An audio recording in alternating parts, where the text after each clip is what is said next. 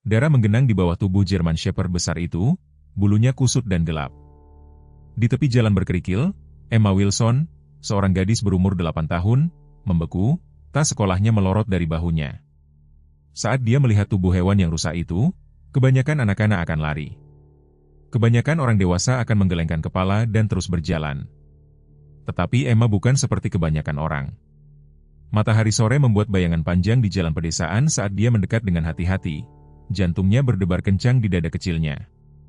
Dada anjing itu hampir tidak bergerak, dengan napas yang dangkal. Salah satu kakinya terpuntir pada sudut yang tidak mungkin, tulang terlihat melalui daging yang robek.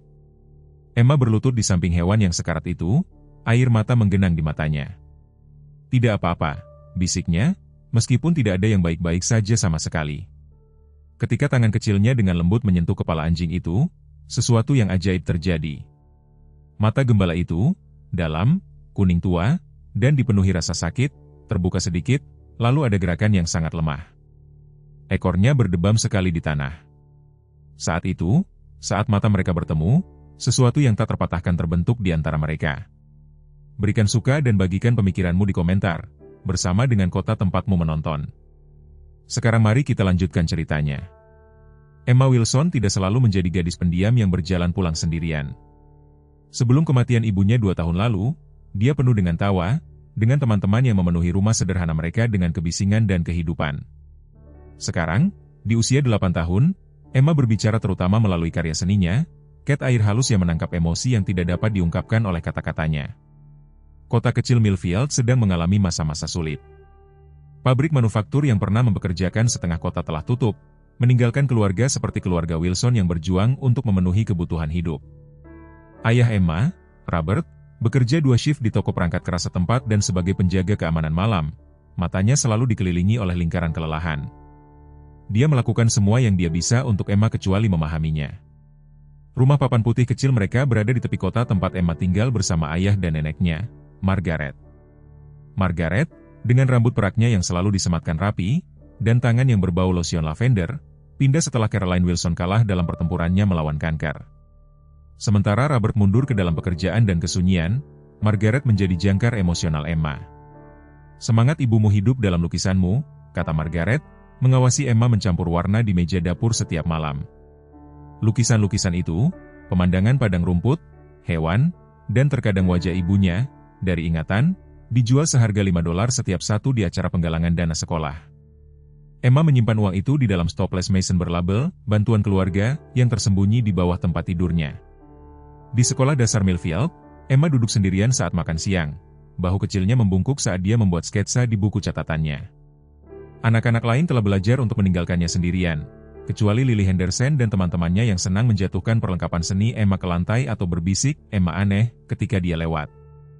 Guru Emma, Nyonya Collins, mengenali bakat gadis itu tetapi khawatir tentang penarikannya dari segala sesuatu kecuali seninya.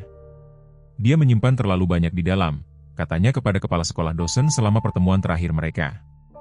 Tetapi tidak ada yang tahu adalah bahwa Emma telah mulai mengambil rute yang berbeda dari sekolah, yang melewati klinik hewan Millfield yang sedang berjuang di mana dia akan menempelkan hidungnya ke jendela mengamati hewan-hewan di dalam. Itu adalah satu-satunya tempat selain rumah di mana dadanya yang sesak akan mengendur, di mana dia merasakan sesuatu seperti kebahagiaan lagi. Klinik itu, seperti banyak bisnis di kota, memiliki tanda "minggu terakhir" yang tergantung di jendela, bagian lain dari Millfield yang perlahan menghilang. Emma tidak bermaksud mengambil jalan panjang pulang pada Selasa sore itu. Ayahnya telah berulang kali memperingatkannya untuk langsung kembali setelah sekolah. Tidak ada jalan memutar, tidak ada pengecualian. Tetapi pikiran untuk mampir ke klinik hewan lagi hanya untuk 1 menit untuk melihat anak kucing yang baru lahir di jendela terlalu menggoda. Saat itulah dia melihatnya, German Shepherd itu, tergeletak di bahu jalan berkerikil Oak Ridge Road, kurang dari 1/4 mil dari klinik. Naluri pertama Emma adalah lari mencari bantuan, tetapi sesuatu tentang keheningan anjing itu membuatnya mendekat. Dari dekat, luka-luka hewan itu jauh lebih buruk daripada yang dia sadari pertama kali. Luka dalam membentang di sepanjang sisinya, bulunya kusut dengan kotoran dan darah, satu kaki depan menekuk pada sudut yang mengerikan. Tapi dia bernapas, nyaris tapi masih bernapas. "Tolong jangan mati," bisik Emma, jatuh berlutut. Dia melepas jaketnya, meskipun cuaca musim gugur dingin, dan dengan lembut meletakkannya di atas tubuh anjing yang gemetar itu. Matanya, ketika mereka berkedip terbuka, tidak menunjukkan agresi, hanya rasa sakit dan sesuatu yang tampak sangat mirip dengan kepasrahan. Emma melirik dengan putus asa ke atas dan ke bawah jalan yang kosong itu. Bus sekolah sore sudah lewat dan bentangan ini jarang melihat banyak lalu lintas. Air mata muncul di matanya saat anjing itu mengeluarkan rengekan lembut yang sepertinya menembus langsung ke jantungnya. "Tolong!" teriaknya, suaranya kecil, melawan luasnya ladang terbuka yang mengelilingi mereka. "Seseorang, bantu kami." Seolah menjawab permohonannya, sebuah truk pikap muncul di cakrawala. Emma melompat berdiri, melambaikan tangannya dengan panik. Truk itu melambat, lalu berhenti di bahu jalan. Tuan Peterson, yang menjalankan toko perangkat keras setempat-tempat ayahnya terkadang bekerja di akhir pekan, keluar. "Emma Wilson, apa yang kamu lakukan?" Kata-katanya terputus ketika dia melihat hewan yang terluka itu. "Ya Tuhan, dia sekarat," kata Emma, suaranya pecah. "Kita harus membawanya ke Dr. Bennett, tolong." Tuan Peterson menggosok dagunya yang berjanggut, menatap anjing besar itu dengan waspada. "Itu bukan anjing liar, Emma, itu German Shepherd. Mungkin berbahaya, bahkan terluka. Kita harus memanggil petugas pengendali hewan." "Tidak ada waktu," desak Emma. "Klinik ada di ujung jalan." "Tolong, Tuan Peterson, aku tidak akan pernah meminta apapun lagi." Mungkin itu adalah keputusasaan dalam suaranya atau kenangan akan putrinya sendiri, yang sekarang sudah dewasa dan pindah. Tetapi Tuan Peterson menghela napas pasrah. "Ayahmu akan membunuhku," gumamnya, tetapi dia sudah bergerak menuju bak truknya. Bersama-sama mereka berhasil menyelipkan jaket Emma di bawah anjing besar itu, menggunakannya sebagai tandu darurat. Hewan itu jauh lebih berat daripada yang diperkirakan Emma dan dia mengeluarkan lolongan yang memilukan ketika mereka mengangkatnya.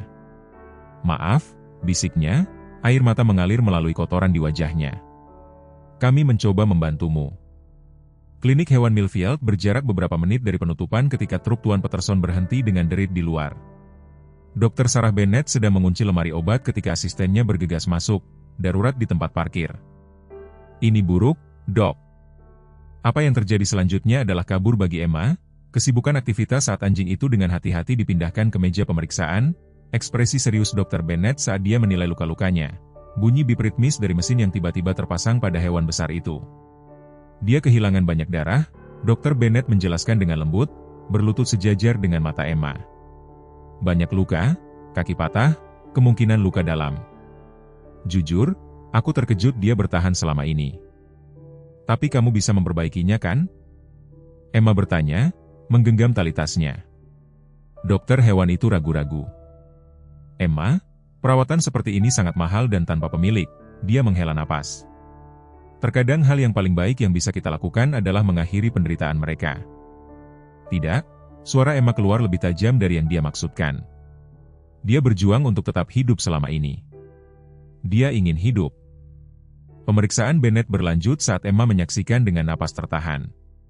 Ketika dokter hewan itu membersihkan di sekitar leher anjing itu, sesuatu yang metalik berkilauan di bawah bulu yang kusut. "Tunggu," gumam Dr. Bennett, dengan hati-hati mengekstrak tanda pengenal anjing yang setengah terkubur. Dia membersihkannya dengan tisu antiseptik, lalu mengangkatnya ke arah cahaya. "Unit K9, namanya Max. Dia adalah anjing layanan, anjing pahlawan." Emma berbisik, secercah harapan muncul di dadanya. Dr. Bennett mengangguk perlahan. "Ya, tetapi bahkan pahlawan membutuhkan seseorang untuk berjuang bagi mereka. Pembedahan, obat-obatan, rehabilitasi, kita berbicara tentang ribuan dolar, Emma." Emma menegakkan bahu kecilnya, tekad menetap padanya yang tampaknya jauh melampaui usia 8 tahunnya. "Aku punya uang tabungan dan aku bisa menjual lebih banyak lukisan. Aku bisa bekerja di klinik setelah sekolah. Aku akan melakukan apa saja." Tuan Peterson, yang diam-diam mengamati dari ambang pintu, berdehem. "Kurasa kita harus menelepon ayahmu sekarang, Emma." Gadis itu mengangguk, tetapi matanya tidak pernah meninggalkan German Shepherd itu. "Namanya Max," katanya lembut, "dan aku akan menyelamatkannya." Truk Robert Wilson tergelincir ke tempat parkir klinik hewan dengan kekuatan sedemikian rupa sehingga kerikil menyembur ke bangunan. Wajahnya, biasanya tenang meskipun kelelahan, adalah topeng kemarahan dan kekhawatiran yang nyaris tidak terkendali. Emma melihatnya melalui jendela ruang tunggu dan merasakan perutnya berputar. "Emma Catherine Wilson," katanya saat dia menerobos pintu, suaranya rendah tetapi bergetar karena emosi. "Apa yang telah kamu lakukan?" Sebelum dia bisa menjawab, Dr. Bennett muncul dari ruang pemeriksaan menyekat tangannya dengan handuk. "Tuan Wilson, saya Dr. Sarah Bennett. Putri Anda menemukan anjing layanan yang terluka di Oakidge Road." "Seekor anjing?" Mata Robert beralih dari dokter hewan ke putrinya. "Kamu menyuruh Tuan Peterson mengantarmu ke sini untuk seekor anjing liar." "Dia bukan anjing liar, Ayah," kata Emma, suaranya kecil tapi bertekad. "Namanya Max. Dia adalah anjing penyelamat dan dia terluka sangat parah." Dr. Bennett memberi isyarat ke arah kantornya. "Mungkin kita bisa berbicara secara pribadi, Tuan Wilson." Emma memperhatikan mereka menghilang di balik pintu kaca buram, berusaha mendengar suara-suara teredam mereka. Tuan Peterson dengan canggung menepuk bahunya sebelum permisi untuk kembali ke tokonya. Ditinggal sendirian di ruang tunggu, Emma merayap menuju ruang pemeriksaan tempat Max berbaring di bawah pengaruh obat penenang, terhubung ke cairan infus dan peralatan pemantauan. Dia tampak lebih kecil dan lebih besar di atas meja logam. Lebih kecil karena kerentanannya, lebih besar karena apa yang dia wakili baginya, sesuatu yang bisa dia selamatkan ketika dia tidak bisa menyelamatkan ibunya. 20 menit berlalu sebelum pintu kantor terbuka. Wajah Robert pucat pasi saat dia mendekati putrinya. "Emma, kita pulang, tapi Max," Dr. Bennett membuatnya nyaman malam ini, "tapi besok." Dia berlutut sejajar dengannya, meletakkan tangannya di bahunya. "Emma, anjing itu membutuhkan pembedahan. Kita tidak mampu melakukan beberapa operasi, berbulan-bulan perawatan." "Aku punya $27 dari lukisanku," kata Emma, dagunya bergetar tetapi tatapannya mantap. "Dan aku akan mendapatkan lebih banyak." Robert menutup matanya sebentar. "Pembedahan saja $4.000. Kalau begitu aku akan mengumpulkannya. Tolong, Ayah. Sejak ibu meninggal aku tidak meminta apapun, bukan pesta ulang tahun atau sepatu baru, atau..." Suaranya pecah. "Aku menemukannya karena suatu alasan, anjing itu berbahaya, Emma. Kau tahu apa yang terjadi padaku ketika aku masih kecil. Max tidak berbahaya. Dia terluka dan sendirian dan ketakutan, sama seperti..." Dia menghentikan dirinya sendiri, tetapi kata-kata itu menggantung di antara mereka, sama seperti aku. Robert berdiri dan berbalik, menjalankan tangannya melalui rambutnya. "Kita punya obat-obatan nenekmu, hipotek, biaya sekolahmu. Aku sudah bekerja 2 pekerjaan, Emma." "Tuan Wilson," Dr. Bennett menyela dengan tenang dari ambang pintu. "Klinik tutup dalam 2 minggu. Pemotongan dana, tidak cukup klien. Ini akan menjadi salah satu operasi terakhirku di sini." "Aku menyesal mendengarnya dokter, tetapi itu tidak mengubah situasi kita." "Ayah," Emma mencoba sekali lagi, air mata sekarang mengalir bebas di wajahnya. "Ibu akan membantunya." Kata-kata itu menghantam Robert seperti pukulan fisik. Caroline selalu menjadi orang yang membawa pulang anjing liar, burung yang terluka, anak kucing yang terlantar. Dia memiliki hati yang tidak bisa berpaling dari penderitaan. Dan inilah putrinya, sangat mirip anak ibunya, meminta satu hal yang tidak yakin bisa dia berikan. "Biarkan aku menunjukkan sesuatu," kata Emma, mengeluarkan buku sketsanya dari tasnya. Dia membalik ke halaman yang menunjukkan gambar arang keluarga mereka, Robert, Emma, Margaret, dan Caroline, semua tersenyum, dengan seekor anjing besar duduk di samping mereka. "Aku menggambar ini minggu lalu, aku tidak tahu mengapa aku memasukkan anjing ke dalam keluarga kita, tetapi sekarang aku tahu." Tangan Robert bergetar saat dia menyentuh sketsa itu. "Kapan kau menjadi begitu pandai menggambar?" "Ibu mengajariku sebelumnya." Kembali ke rumah malam itu, makan malam adalah urusan yang sunyi. Margaret memperhatikan putranya dan cucunya mendorong makanan di sekitar piring mereka, merasakan ketegangan tetapi menunggu salah satu dari mereka untuk berbicara terlebih dahulu. "Emma menemukan seekor anjing polisi yang terluka hari ini," kata Robert akhirnya. "German Shepherd ditabrak mobil membutuhkan operasi mahal." Mata Margaret melebar sedikit. Dan Emma ingin menyelamatkannya, tetapi kita tidak mampu." "Aku punya uang tabungan," sela Emma, menatap neneknya memohon. "Dan aku bisa menjual lebih banyak lukisan." Dr. Bennett mengatakan dia akan membiarkan kita melakukan pembayaran. Margaret mempelajari wajah Emma untuk waktu yang lama sebelum beralih ke putranya. "Robert, Ketika ayahmu meninggal, aku pikir kesedihan akan menelanku utuh. Satu-satunya hal yang menyelamatkanku adalah memiliki sesuatu untuk merawatmu. Ini tidak sama, Bu, bukan? Anak ini telah kehilangan begitu banyak. Jika dia menemukan sesuatu untuk mencurahkan hatinya ke dalam hewan berbahaya yang bisa berbalik padanya kapan saja. Suara Robert meninggi. Kau tahu apa yang terjadi padaku ketika aku masih kecil? German Shepherd itu hampir mengambil lenganku. Emma tersentak. Ayahnya tidak pernah menceritakan kisah lengkap serangan anjingnya, hanya bahwa dia telah digigit sebagai seorang anak. Itu anjing yang berbeda, waktu yang berbeda, kata Margaret lembut. Jawabannya adalah tidak, kata Robert, berdiri tiba-tiba. Maafkan aku, Emma. Kemudian malam itu Emma duduk bersila di tempat tidurnya menghitung uang di stoples masonnya lagi.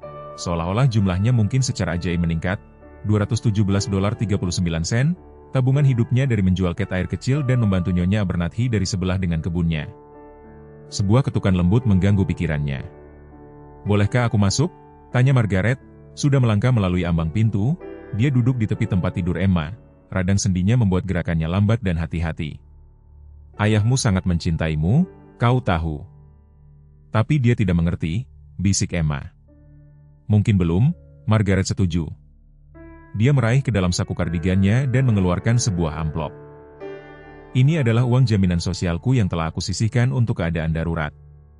Dia menekan amplop itu ke tangan kecil Emma, $800.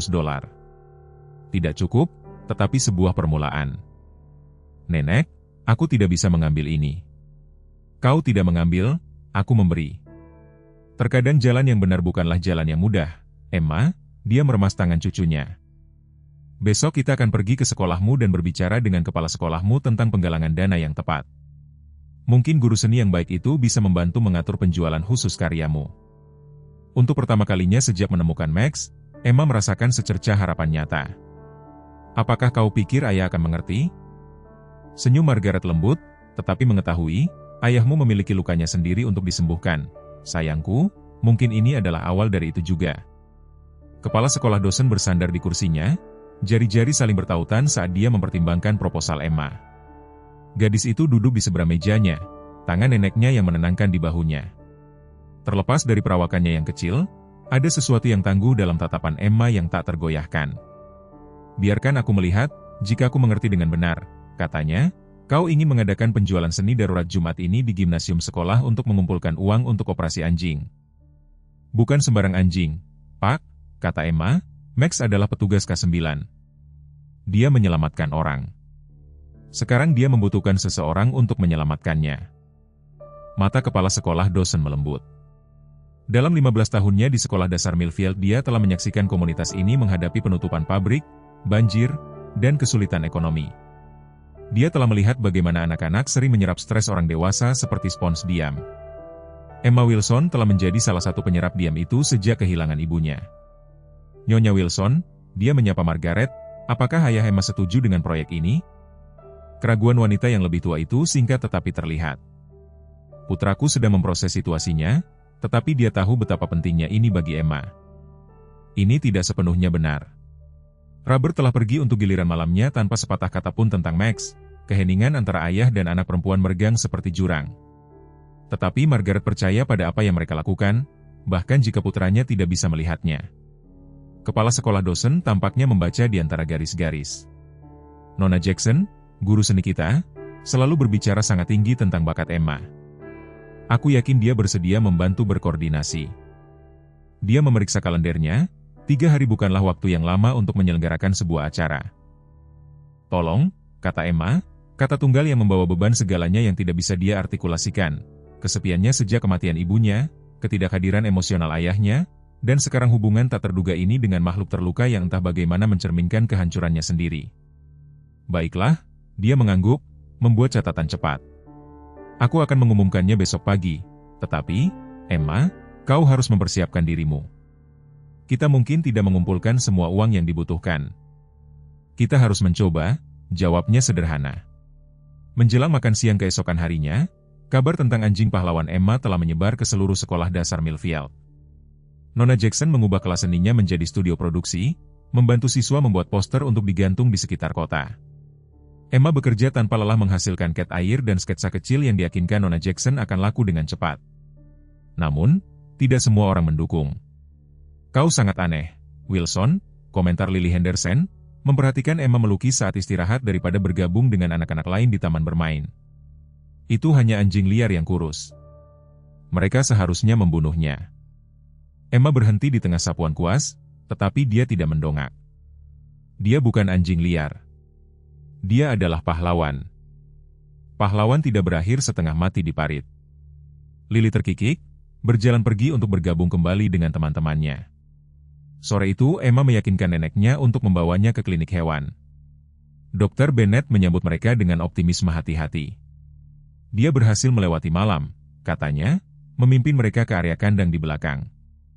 "Kami telah menstabilkannya dan memberinya cairan dan antibiotik, tetapi dia akan segera membutuhkan operasi untuk mengatur dengan benar kaki itu dan mengatasi beberapa luka dalam."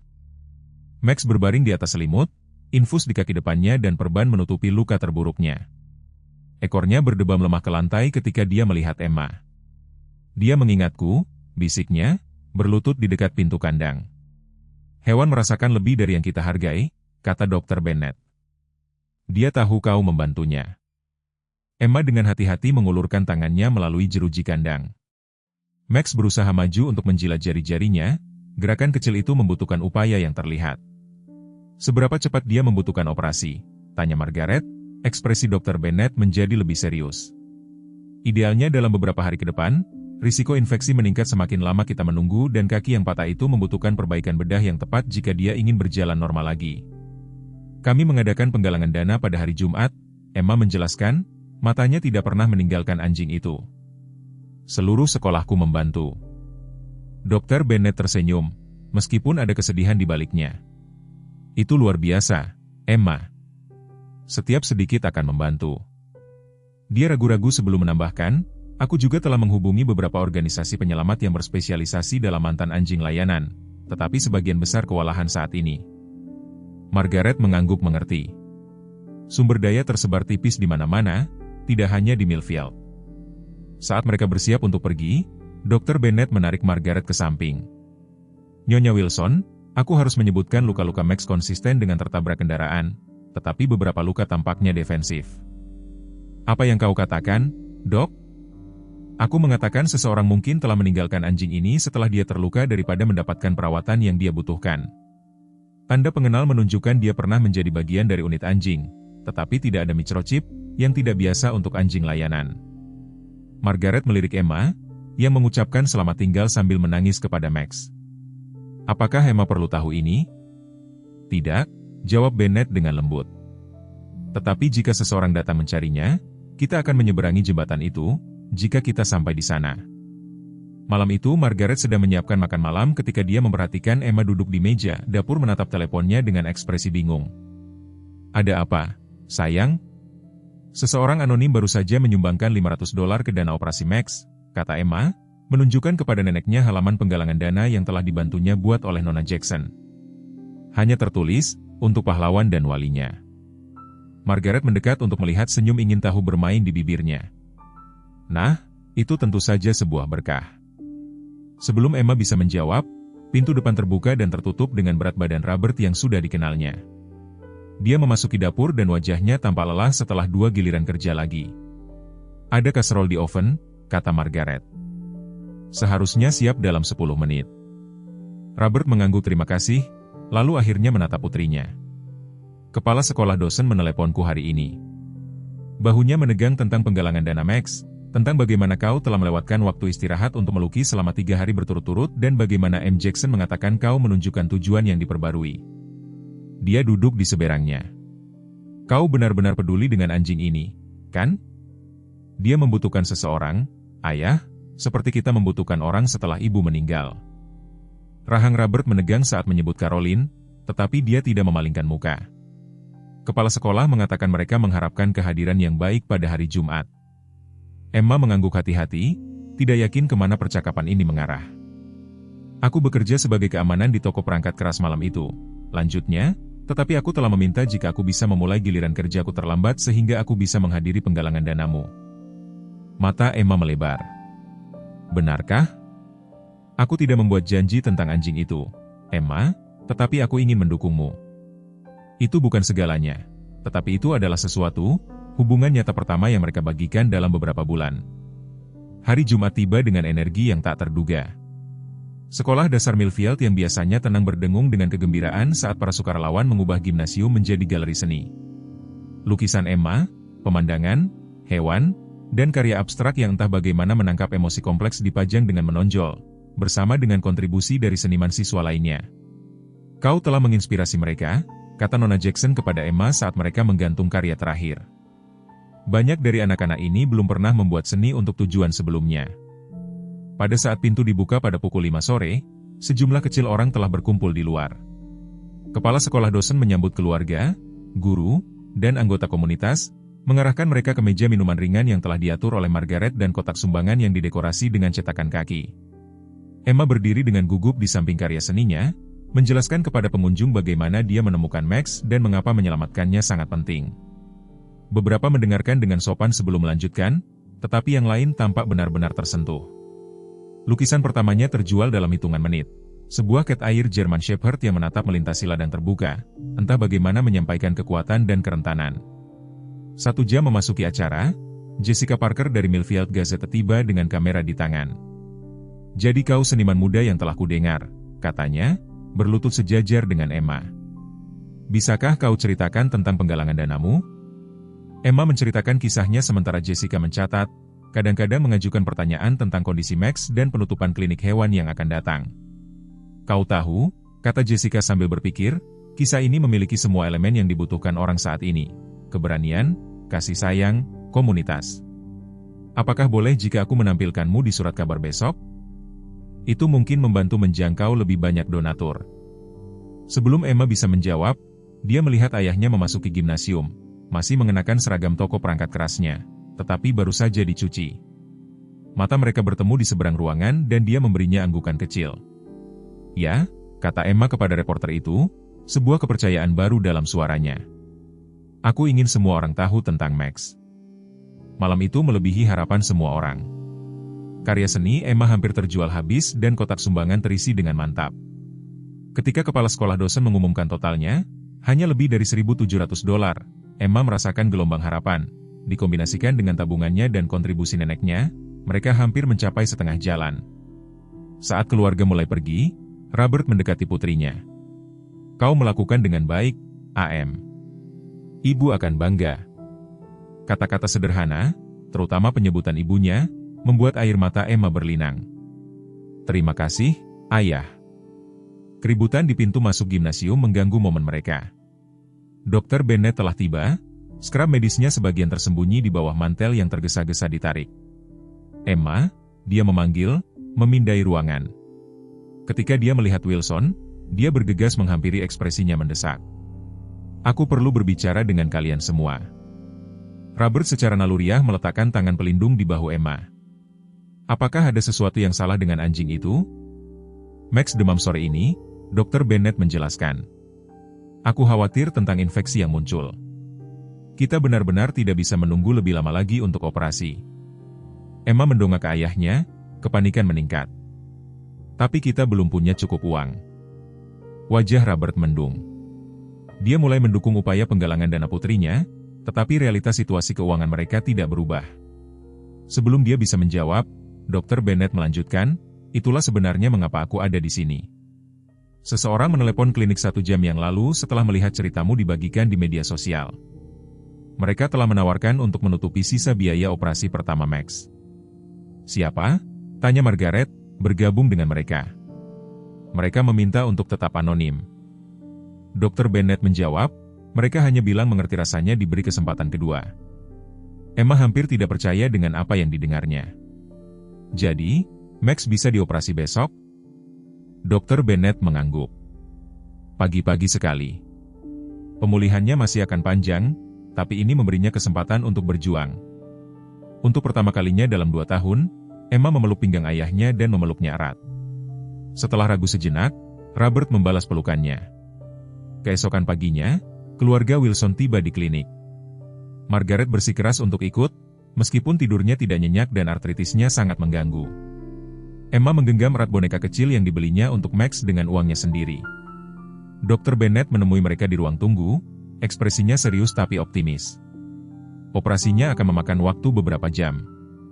Kalian boleh menunggu, tapi mungkin lebih baik jika kalian pulang dan saya akan menelepon kalian setelah selesai. Kami akan menunggu, kata Emma dengan tegas, dan baik ayah maupun neneknya tidak membantah. Seiring berjalannya waktu, ruang tunggu kecil mulai dipenuhi oleh pengunjung tak terduga. Kepala sekolah dosen mampir membawa kopi dan kue-kue. Nona Jackson tiba dengan kartu ucapan cepat sembuh buatan tangan yang ditandatangani oleh teman-teman sekelas Emma. Bahkan Tuan Peterson dari toko perangkat keras muncul sebentar untuk memeriksa keadaan anjing pahlawan yang terkenal itu.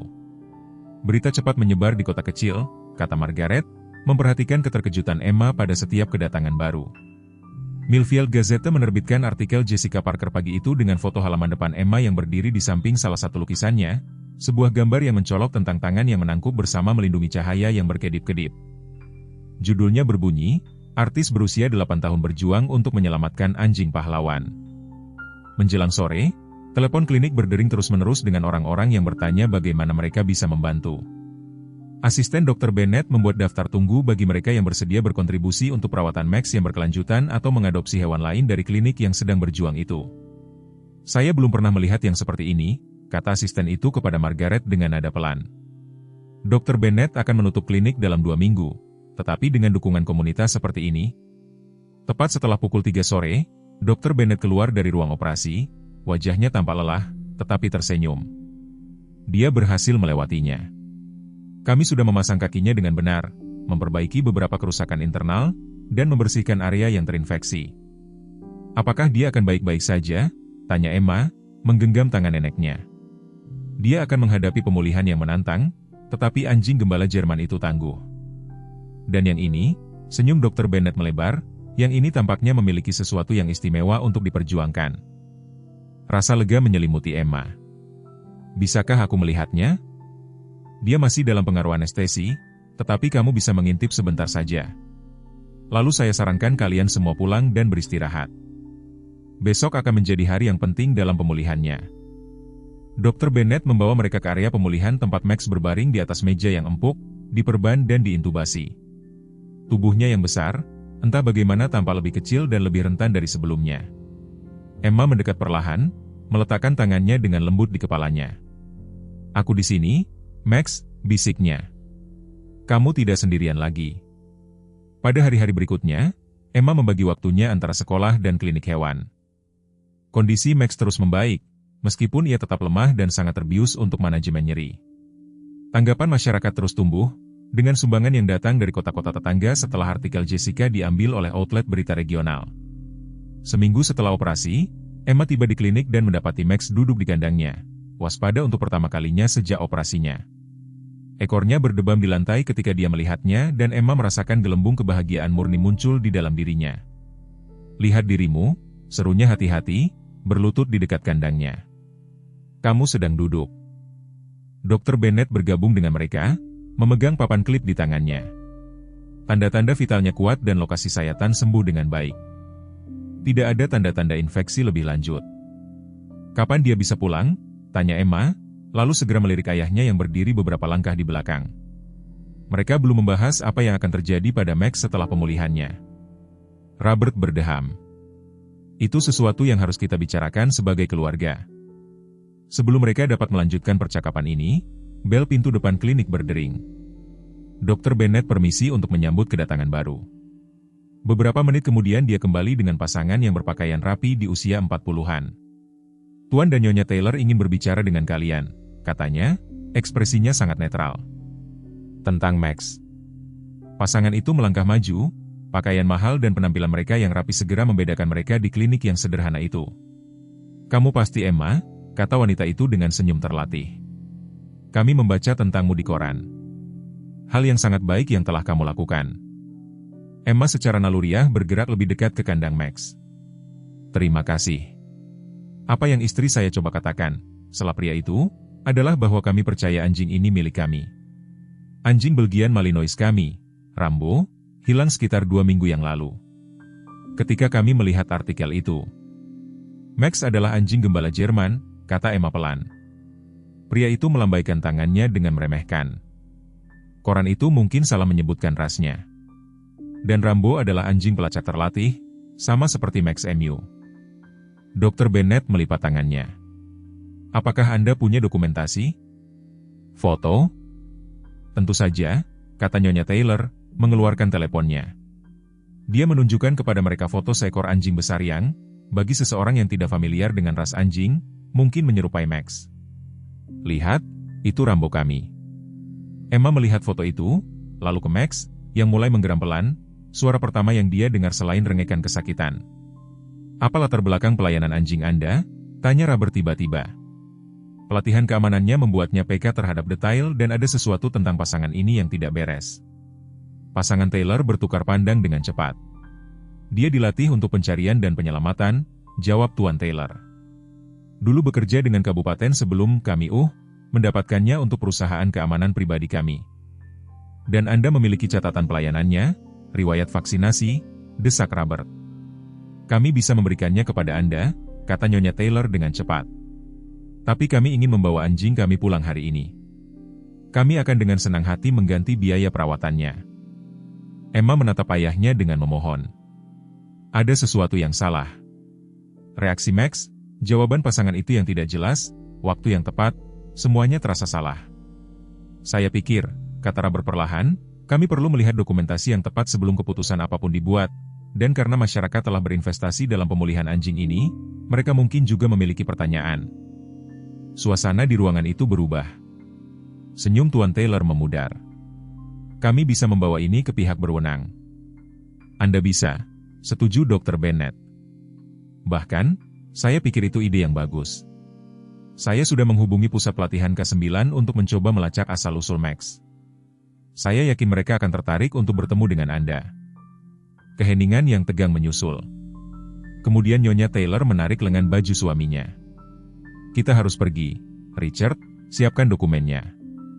Saat mereka berbalik untuk pergi, Nyonya Taylor berhenti. Ngomong-ngomong, berapa banyak yang telah terkumpul untuk perawatan anjing itu? Mungkin kami bisa memberikan sumbangan untuk kesulitan Anda? Implikasinya jelas. Mereka ingin tahu berapa banyak uang yang telah dikumpulkan. Klinik akan memberikan laporan lengkap kepada pemilik yang sah, jawab Dr. Bennett dengan dingin. Selamat siang. Setelah mereka pergi, Emma menghela napas yang tidak dia sadari telah ditahannya. Mereka berbohong, kan? Robert mengangguk, ekspresinya suram. Ya, saya pikir mereka berbohong. Tapi mengapa ada orang yang berbohong tentang memiliki Max? Aku tidak tahu, kata Robert, meskipun nadanya menunjukkan bahwa dia punya kecurigaan. Tapi aku berjanji padamu ini, kita akan mencari tahu. Pagi setelah kunjungan keluarga Taylor, Emma terbangun mendengar suara-suara pelan di lantai bawah. Masih mengenakan pijamannya, dia merayap ke puncak tangga, berusaha mendengar percakapan ayah dan neneknya. Aku tidak suka ini, Bu, kata Robert. Waktunya terlalu tepat. Mereka muncul tepat setelah artikel surat kabar menyebutkan keberhasilan penggalangan dana. Apakah kamu pikir mereka mengejar uangnya? Tanya Margaret. Mungkin. Atau mungkin mereka yang meninggalkan Max sejak awal. Jantung Emma berdebar kencang. Gagasan bahwa seseorang bisa menyakiti Max dan kemudian mencoba mengklaimnya membuat perutnya mulas karena marah dan takut. Apa yang akan kita lakukan? Suara Margaret terdengar dari tangga. Aku sudah menelepon Jessica di koran. Dia akan membantu kita menyelidiki pasangan ini. Dan aku sudah berbicara dengan Sheriff Davis pagi ini. Emma tidak bisa lagi bersembunyi. Dia menuruni tangga, membuat kehadirannya diketahui. Apakah mereka akan membawa Max pergi? Robert dan Margaret bertukar pandang, terkejut dengan kemunculannya yang tiba-tiba. Tidak, Emma, Robert meyakinkannya, memberi isyarat agar dia bergabung dengan mereka di meja dapur. Tidak ada yang membawa Max kemanapun sampai kita tahu kebenaran. Ayahmu benar, tambah Margaret, menuangkan segelas jus jeruk untuk cucunya. Sheriff Davis sedang memeriksa klaim keluarga Taylor. Sementara itu, Dr. Bennett mengatakan Max cukup baik untuk kita kunjungi bersama sore ini. Wajah Emma bersinar sesaat sebelum kembali mendung. Bagaimana jika mereka kembali dengan dokumen palsu atau sesuatu? Robert menggosok dagunya sambil berpikir. Itu mungkin. Tetapi anjing pelacak yang sah memiliki catatan, pelatihan, sertifikasi, riwayat medis. Jika mereka mencoba memalsukan itu, kita akan tahu. Dia ragu-ragu, lalu menambahkan, aku juga sudah menghubungi beberapa kontak dari pekerjaan keamananku. Ada basis data untuk petugas K9. Kita mungkin bisa melacak unit asli Max.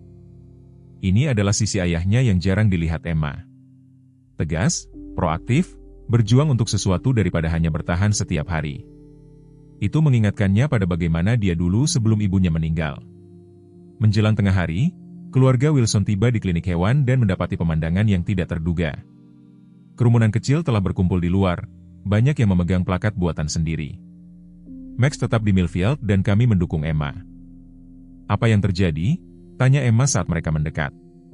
Dr. Bennett menemui mereka di pintu masuk, tampak bingung dan tersentuh. Berita tentang klaim keluarga Taylor menyebar. Rupanya seseorang mendengar percakapan kita kemarin dan mempostingnya secara online. Masyarakat merespons. Memang, Emma mengenali banyak wajah dari sekolah, orang tua, guru, bahkan kepala sekolah dosen, berdiri dengan secangkir kopi di tangannya, mengobrol dengan para pendukung lainnya. Semua orang ini datang untuk Max, bisik Emma, terharu. Mereka datang untuk kalian berdua, jawab Dr. Bennett. Kisahmu telah menyentuh banyak hati. Di dalam, mereka menemukan Max waspada dan jelas lebih kuat. Ekornya bergoyang dengan antusias ketika dia melihat Emma dan dia mencoba berdiri sebelum meringis karena usaha itu. Pelan-pelan, anak baik, Dr. Bennett memperingatkan, membuka pintu kandang agar Emma bisa masuk. Dia sembuh dengan baik, tetapi kaki itu butuh waktu. Emma duduk di samping Max di lantai, dengan lembut membelai kepalanya sementara dia meletakkan moncongnya di pangkuannya. Hubungan di antara mereka terasa jelas, bahkan bagi Robert, yang menjaga jarak sampai sekarang. Dia benar-benar mempercayaimu, katanya, berlutut di samping pintu masuk kandang. Dia tahu aku tidak akan menyakitinya, kata Emma sederhana. Keributan di luar mengganggu momen mereka. Melalui jendela klinik, mereka bisa melihat SUV mewah keluarga Taylor masuk ke tempat parkir, menyebabkan kerumunan orang berdesakan, secara efektif menghalangi pintu masuk.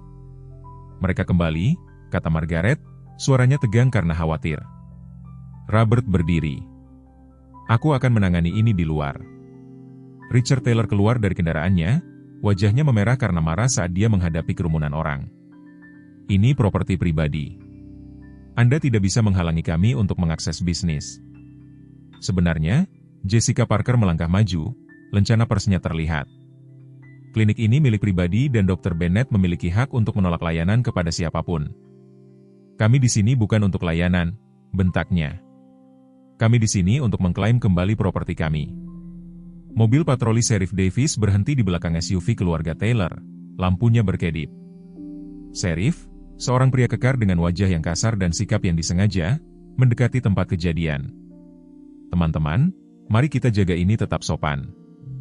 Dia berbicara kepada kerumunan sebelum beralih ke Taylor. Tuan dan Nyonya Taylor, saya yakin kita berbicara di telepon pagi ini tentang penyediaan dokumentasi. Nyonya Taylor mengeluarkan sebuah folder, menyerahkannya kepada Sheriff dengan aura kepastian yang penuh kemenangan. Semuanya beres, sertifikat pelatihan, catatan dokter hewan, bahkan tanda terima pembeliannya. Sheriff Davis meninjau dokumen-dokumen itu perlahan, ekspresinya tidak terbaca. Sekarang Robert telah bergabung dengan mereka di luar, berdiri di bahu Sheriff. Ini tampaknya komprehensif, akhirnya kata Sheriff Davis. Tapi ada masalah. Masalah apa? Tuntut Tuan Taylor. Saya sudah menghubungi pusat pelatihan K9 di Springfield. Nomor seri pada sertifikat ini tidak sesuai dengan catatan mereka. Suara Sheriff tetap stabil. Dan klinik hewan yang terdaftar di sini? Mereka belum pernah mendengar tentang anjing yang cocok dengan deskripsi ini yang terdaftar atas nama Anda. Ketegangan Nyonya Taylor mereda. Pasti ada kesalahan. Tidak ada kesalahan, Bu, lanjut Sheriff. Tetapi yang menarik adalah mereka memiliki catatan tentang seekor anjing gembala Jerman bernama Max yang hilang dari program mereka 6 bulan lalu, terluka selama latihan pelatihan dan diduga diangkut untuk perawatan dokter hewan, tetapi tidak pernah tiba. Kerumunan orang bergumam ketika implikasinya menjadi jelas, Anda mencurinya. Robert, kata Robert, kesadaran mulai muncul. Anda bertanggung jawab atas pelatihannya, bukan? Sesuatu yang salah dan, daripada menghadapi konsekuensi. Anda tidak bisa membuktikan semua ini. Sela Tuan Taylor, wajahnya sekarang pucat di balik kulitnya yang kecoklatan. Sebenarnya, Jessica Parker melangkah maju lagi sambil mengangkat teleponnya. Saya telah merekam percakapan ini dan saya telah menghabiskan 24 jam terakhir untuk meneliti layanan keamanan Taylor. Menemukan beberapa keluhan menarik tentang perusahaan Anda yang memalsukan kredensial untuk anjing penjaga Anda. Beberapa klien menyebutkan anjing yang tampaknya tidak terlatih atau kurang bersosialisasi. Sheriff Davis beralih ke Taylor. Saya pikir kita harus melanjutkan percakapan ini di kantor polisi. Ini tidak masuk akal, protes Nyonya Taylor. Kami hanya ingin anjing kami kembali. Seekor anjing yang Anda tinggalkan untuk mati, di pinggir jalan, Dr. Bennett telah muncul dari klinik, suaranya terdengar di seluruh tempat parkir yang sekarang sunyi. Luka-luka Max bukan hanya karena ditabrak mobil. Dia memiliki luka pertahanan yang konsisten dengan dipukul berulang kali, sebelum kecelakaan itu. Kerumunan orang tersentak serentak terdengar. Emma, yang telah mengikuti Dr. Bennett di luar, meskipun neneknya berusaha menahannya di dalam, merasakan air mata menggenang di matanya. Mereka menyakitinya dengan sengaja, tanyanya. Suaranya kecil tapi jelas. Dr. Bennett mengangguk muram. Saya yakin begitu. Mungkin ketika dia tidak berkinerja seperti yang diharapkan. Wajah Tuan Taylor berkerut karena marah. Anda tidak punya hak untuk menyimpan apa yang menjadi milik kami. Tahukah Anda berapa nilai seekor anjing gembala Jerman terlatih? Ribuan dolar? Kami akan menuntut seluruh kota terpencil ini. Richard, Nyonya Taylor mendesis, meraih lengannya. Berhenti bicara. Tapi kerusakannya sudah terjadi. Bahkan mereka yang berada di kerumunan yang mungkin bersimpati dengan seseorang yang kehilangan hewan peliharaan dapat melihat kebenaran sekarang. Taylor memandang Max sebagai properti, investasi yang gagal. Sheriff Davis memberi isyarat ke mobil patrolinya. Tuan dan Nyonya Taylor, saya ingin Anda menemani saya ke kantor polisi untuk menjawab beberapa pertanyaan tentang pemalsuan dokumen dan tuduhan kekejaman terhadap hewan. Ini belum selesai. Tuan Taylor mengancam saat sheriff mengawal mereka pergi. Anjing itu adalah properti berharga. Anjing itu, jawab Robert dengan suara mantap, adalah anggota keluarga kami. Sekarang, kata-kata itu menggantung di udara. Emma menatap ayahnya, hampir tidak berani mempercayai apa yang telah didengarnya. Untuk pertama kalinya sejak menemukan Max, Robert telah mengklaimnya bukan hanya sebagai proyek Emma atau tujuan masyarakat, tetapi sebagai bagian dari keluarga mereka. Saat mobil patroli melaju pergi, kerumunan orang bersorak dan bertepuk tangan. Orang-orang bergegas maju untuk memberi selamat kepada Emma dan keluarganya. Banyak yang menawarkan dukungan berkelanjutan untuk perawatan Max yang berkelanjutan. Di dalam klinik, Emma berlutut di samping Max lagi, yang tampak gelisah dengan keributan di luar. Tidak apa-apa, bisiknya, membelai bulunya. Mereka tidak bisa menyakitimu lagi. Kamu aman sekarang. Dr. Bennett mendekat dengan senyum hati-hati. Ini adalah berita yang luar biasa, tetapi masih ada jalan panjang di depan. Max akan membutuhkan operasi tambahan, terapi fisik, pelatihan untuk mengatasi traumanya. Apapun yang diperlukan, kata Robert, mengejutkan semua orang dengan ketegasannya. Kami sudah sejauh ini, kami akan melihatnya sampai selesai. Malam itu, keluarga Wilson berkumpul di sekitar meja dapur mereka. Peristiwa hari itu masih segar dalam ingatan mereka. Artikel awal Jessica Parker tentang konfrontasi itu sudah ditayangkan secara online, menghasilkan ratusan komentar dukungan dan bahkan lebih banyak donasi. Dana tersebut hampir mencapai $10.000, Margaret mengumumkan, memeriksa halaman penggalangan dana di tabletnya. Orang-orang dari seluruh negara bagian berkontribusi. Itu seharusnya mencakup operasi Max yang tersisa. Robert mengangguk. Tetapi ada masalah lain yang perlu kita diskusikan. Perhatian menunggu. Max akan membutuhkan rumah ketika dia sudah cukup pulih untuk meninggalkan klinik. Robert melanjutkan, lingkungan yang stabil di mana dia dapat sembuh sepenuhnya. Ayah, kumohon, Emma mulai. Robert mengangkat tangannya. Biarkan aku menyelesaikan kalimatku. Aku menghabiskan 2 tahun karena takut untuk bergerak maju, merasakan apapun terlalu dalam, kehilangan sedikit yang tersisa pada kita. Melihatmu berjuang untuk Max membuatku menyadari betapa aku telah menahan kita berdua. Emma duduk diam, hampir tidak bernapas. Aku tidak tahu apakah aku akan pernah benar-benar mengatasi ketakutanku terhadap anjing, Robert mengakui. Tetapi aku bersedia untuk mencoba untukmu, untuk kita. Jika itu berarti membawa Max pulang, maka itulah yang akan kita lakukan. Emma menerjang ke pelukan ayahnya, air mata mengalir deras. Robert memeluknya erat, matanya sendiri basah. Akan ada aturan, tambahnya setelah Emma tenang. Pelatihan, batasan. Max telah mengalami trauma, dan begitu juga kita. Kita perlu belajar bersama. Aku janji aku akan melakukan semuanya dengan benar, sumpah Emma. Margaret memperhatikan putranya dan cucunya dengan kepuasan yang tenang. Dia sudah tahu sejak lama bahwa menyelamatkan Max bukan hanya tentang anjing itu. Itu juga tentang menyelamatkan keluarga mereka. Ada satu hal lagi, kata Robert, meraih folder di konter. Sheriff Davis mengantarkan ini setelah keluarga Taylor diproses. Ini adalah catatan pelayan Max yang asli. Dia menyebarkan kertas-kertas itu di atas meja, evaluasi pelatihan, catatan medis, dan foto-foto Max yang lebih muda dan lebih sehat dalam pakaian kerjanya. Di sini tertulis bahwa dia sangat baik dalam menemukan orang, Robert mencatat. Operasi penyelamatan, orang hilang. Dia mendapat pujian karena menemukan seorang anak yang hilang selama badai salju dan karena menemukan korban selamat setelah apartemen itu runtuh di Springfield 2 tahun lalu. Dia adalah pahlawan sejati, bisik Emma, menelusuri fotonya dengan jarinya. Max menerima medali seremonial. Ya, Robert setuju, dan pahlawan pantas mendapatkan kesempatan kedua. Saat malam tiba di Millfield, rumah kecil di tepi kota terasa berbeda, entah bagaimana lebih hangat, seolah-olah dinding-dindingnya akhirnya menghela napas setelah menahan napas terlalu lama. Sebuah keluarga yang hancur karena kehilangan telah menemukan jalan tak terduga menuju penyembuhan melalui tindakan sederhana menyelamatkan sesuatu yang lain yang hancur. Dan di seberang kota, dalam kegelapan klinik hewan yang sunyi, Max tidur nyenyak untuk pertama kalinya sejak penyelamatannya. Mimpinya tidak lagi dihantui oleh penelantaran dan rasa sakit.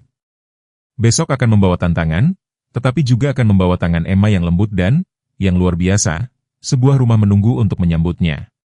3 minggu setelah konfrontasi dengan Taylor, hawa dingin awal musim dingin menyelimuti Millfield seperti selimut tebal. Margaret berdiri di jendela dapur mengamati kepingan salju pertama musim ini melayang malas dari langit yang suram. Artritisnya memburuk dengan perubahan cuaca, mengubah tugas-tugas sederhana menjadi latihan daya tahan. "Nenek, apakah kamu sudah minum obat?" tanya Emma, meletakkan tas ranselnya di dekat pintu. Dia menjadi lebih perhatian terhadap kebutuhan neneknya belakangan ini, memperhatikan meringis kecil dan cara tangan Margaret kadang-kadang gemetar ketika dia berpikir tidak ada yang melihat. "Ya, sayang," Margaret tersenyum, meskipun rasa sakit terlihat jelas di garis-garis tegang di sekitar matanya. "Bagaimana sekolah hari ini?" "Lebih baik," kata Emma menggantung mantelnya. Nona Jackson bilang lukisan baruku menunjukkan kedalaman emosional. Dan Lily Henderson bertanya apakah dia bisa mengunjungi Max kapan-kapan. "Lily, gadis yang tidak baik padamu?" Emma mengangguk. Dia bilang anjingnya meninggal musim panas lalu dan orang tuanya tidak mengizinkannya memelihara yang lain. Dia mengangkat bahunya. "Aku bilang mungkin setelah Max pulang." Penyebutan Max membawa senyum bersama. Pemulihannya telah berkembang pesat di bawah perawatan Dr. Bennett. Perbaikan bedah pada kakinya berhasil dan meskipun dia akan selalu memiliki sedikit pincang, dia akhirnya mulai menumpukan berat badannya. Kemurahan hati masyarakat tidak hanya menutupi biaya pengobatannya tetapi juga membantu menunda penutupan klinik hewan, memberi Dr. Bennett waktu untuk menjajaki opsi kemitraan dengan praktik regional yang lebih besar. "Ayahmu menelepon," kata Margaret, berbalik dari jendela. Dia menjemput Max jam 4. "Rumah sudah siap." Emma mengangguk penuh semangat. Mereka menghabiskan akhir pekan untuk mempersiapkan kepulangan Max, memasang gerbang bayi untuk membatasi gerakannya selama pemulihan, membeli tempat tidur anjing ortopedi khusus, dan membuat rumah tahan anjing di lantai bawah. Robert bahkan membangun jalan yang kokoh untuk langkah belakang sehingga Max tidak perlu menaiki tangga dengan kakinya yang sedang dalam masa penyembuhan. "Aku tidak sabar," kata Emma, suaranya bergetar karena kegembiraan. Dia melirik jam, 2 jam lagi. Senyum Margaret sedikit goyah saat dia meraih cangkir tehnya, rasa sakit yang tajam menembus pergelangan tangannya. Cangkir itu bergemerincing di tatakannya. "Nenek." Emma langsung berada di sisinya. "Apakah kamu baik-baik saja?" "Hanya tulang-tulang tua ini yang mengeluh," Margaret meyakinkannya, meskipun dia tenggelam dalam-dalam ke kursi dapur. "Tidak ada yang perlu dikhawatirkan. Aku hanya lelah, sayang. Mungkin aku akan istirahat sebentar sebelum makan malam." Emma membantu neneknya ke sofa ruang tamu, membawakannya selimut dan memastikan obatnya berada dalam jangkauan. Kemerosotan Margaret selama beberapa minggu terakhir sangat halus tetapi tidak salah lagi. Lebih banyak tidur siang, lebih sedikit energi, sesekali melewatkan makan. Emma telah mendengar fragmen percakapan larut malam antara ayah dan neneknya tentang janji dokter dan hasil tes, percakapan yang tiba-tiba berakhir ketika mereka menyadari dia ada di dekatnya. Pada pukul 3.30, Robert menelepon lagi. "Aku di klinik," katanya kepada Emma. "Dr. Bennett ingin meninjau instruksi perawatan rumah Max sekali lagi. Kita mungkin akan sedikit terlambat." "Tidak apa-apa," jawab Emma, melirik neneknya yang tertidur di sofa. "Tidak apa-apa. Nenek sedang istirahat." "Apakah dia baik-baik saja?" Kekhawatiran Robert segera muncul. "Kurasa begitu. Hanya lelah. Awasi dia, Emma, aku akan segera pulang." Menjelang pukul 5, napas Margaret menjadi lebih berat dan Emma tidak bisa membangunkannya. Rasa panik meningkat di dadanya. Dia menelepon telepon seluler ayahnya. Ketika dia tidak menjawab, dia menghubungi klinik secara langsung. "Klinik hewan Millfield," suara Dr. Bennett menjawab. "Dr. Bennett, ini Emma Wilson. Apakah ayahku masih di sana?" "Aku tidak bisa membangunkan nenek dan dia bernapas aneh." "Emma," pelan-pelan, Dr. Bennett menyela, suaranya beralih ke nada tenang tapi mendesak. "Ayahmu baru saja pergi dengan Max. Apa yang terjadi dengan nenekmu?" Emma menggambarkan gejala Margaret sebaik mungkin. Suaranya pecah karena ketakutan. "Aku menelepon ambulans," Dr. Bennett memutuskan. "Tetap bersamanya, coba buat dia nyaman. Aku akan terus mencoba menghubungi ayahmu." 1 jam berikutnya berlalu dalam kebingungan. Para medis tiba, memenuhi rumah kecil dengan urgensi efisien mereka. Mereka berbicara dalam bahasa berkode para profesional medis, kata-kata seperti peristiwa jantung dan tidak stabil menyaring kabut ketakutan Emma. Saat mereka bersiap untuk mengangkut Margaret, Robert akhirnya tiba di rumah. Max diamankan di bagian belakang truknya. "Ayah," teriak Emma, berlari untuk menemuinya di jalan masuk. "Ini tentang nenek." Mereka membawanya ke rumah sakit. Wajah Robert kehilangan warna. Dia dengan cepat mengamankan Max di ruang cuci dengan tempat tidur dan mangkuk air barunya, lalu bergabung dengan Emma mengikuti ambulans ke rumah sakit umum Millfield. Ruang tunggu itu dingin dan steril, lampu neonnya memancarkan bayangan yang keras di wajah Robert yang khawatir. Saat dia menyelesaikan dokumen, Emma duduk kaku di kursi plastik cetakan, tangan kecilnya mengepal di pangkuannya. "Dia akan baik-baik saja, kan?" tanyanya dengan suara kecil. Robert berhenti, pena melayang di atas formulir. Naluri untuk melindungi putrinya, menjaga janji yang dia buat setelah Caroline meninggal. Tidak ada lagi kebohongan yang melindungi. "Aku tidak tahu, Emma. Jantung nenek tidak sekuat dulu." "Seperti kaki Max," kata Emma, mencari sesuatu yang akrab untuk dipegang. "Sesuatu seperti itu." Robert mengangguk, berterima kasih atas usahanya untuk memahami. Tetapi orang tidak semudah diperbaiki seperti anjing kadang-kadang. Waktu terasa sangat lambat, Emma meringkuk di sisi ayahnya, kadang tertidur dan terbangun karena banyak petugas medis yang datang dan pergi. Tak lama setelah tengah malam, seorang dokter akhirnya muncul. "Pak Wilson, saya Dr. Kaplan, dokter yang merawat ibu Anda." Robert dengan lembut menggeser Emma dan berdiri. "Bagaimana keadaannya?" "Untuk sekarang stabil, tapi saya khawatir. Ibu Anda mengalami serangan jantung ringan. Tampaknya ada penyumbatan signifikan di 2 arteri koroner. Kami sudah memberikan obat untuk menstabilkan kondisinya, tapi dia perlu operasi." Robert bertanya dengan suara serak karena kelelahan. "Kapan?" "Sesegera mungkin, besok pagi. Prosedurnya memiliki risiko, terutama mengingat usianya dan obat artritis yang selama ini dikonsumsi." Emma, yang berpura-pura tidur, duduk tegak. "Bisakah kami menemuinya?" Dr. Kaplan melembut melihat gadis kecil dengan mata bengkak dan rambut kusut. "Sebentar saja, dia perlu istirahat." Margaret tampak kecil dan pucat di atas spray rumah sakit, selang oksigen di bawah hidungnya dan monitor berbunyi stabil di sampingnya. Ketika Emma memasuki ruangan, dia tersenyum lemah. "Ini dia gadis pemberaniku," bisiknya. Emma mendekati ranjang dengan hati-hati, merasa takut dengan peralatan medis. "Sakit?" "Tidak terlalu sekarang," Margaret meyakinkannya.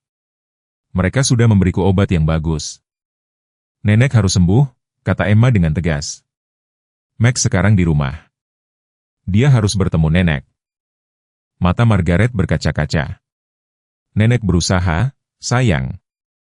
Robert meletakkan tangannya di atas tangan ibunya. Kata dokter nenek perlu operasi besok. Iya, mereka sudah memberitahuku. Ekspresi Margaret menjadi serius. Robert, jika sesuatu terjadi. Jangan, potongnya. Nenek akan baik-baik saja. Dengarkan aku, desaknya dengan suara yang lebih kuat. Aku sudah menjalani hidup yang panjang dan baik. Aku sudah melihat cucuku tumbuh menjadi orang yang luar biasa. Aku sudah melihat anakku menjadi pria yang selalu aku tahu dia bisa menjadi. Dia meremas tangannya.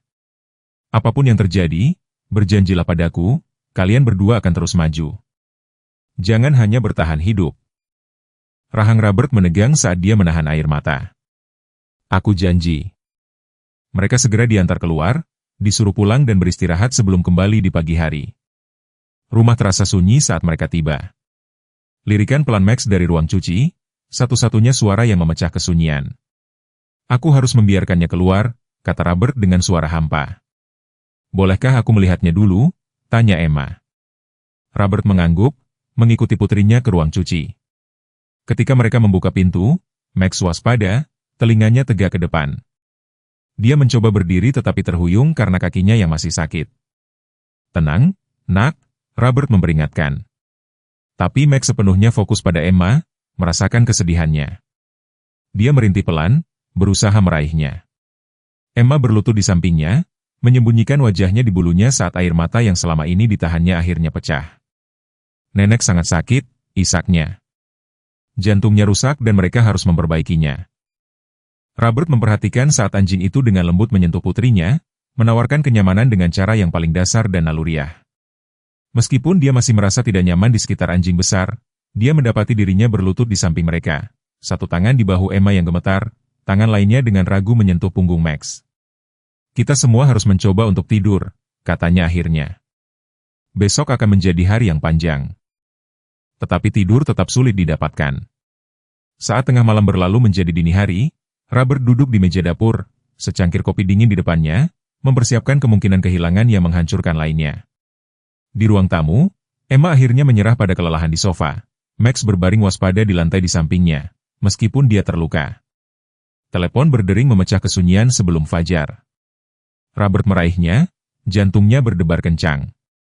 Pak Wilson, ini perawat Alvarez dari Rumah Sakit Umum Millfield. Kondisi ibu Anda memburuk. Dokter berpikir kita harus melakukan operasi segera. Anda harus datang sesegera mungkin.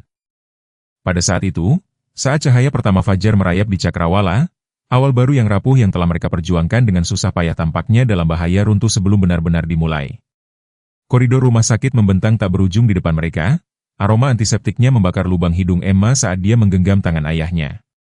Mereka tiba tak lama setelah matahari terbit, setelah dengan enggan meninggalkan Max terkurung di ruang cuci dengan air tambahan dan obatnya tersembunyi di sepotong keju. Pak Wilson, Dr. Kaplan menyapa mereka, topi operasinya sudah terpasang.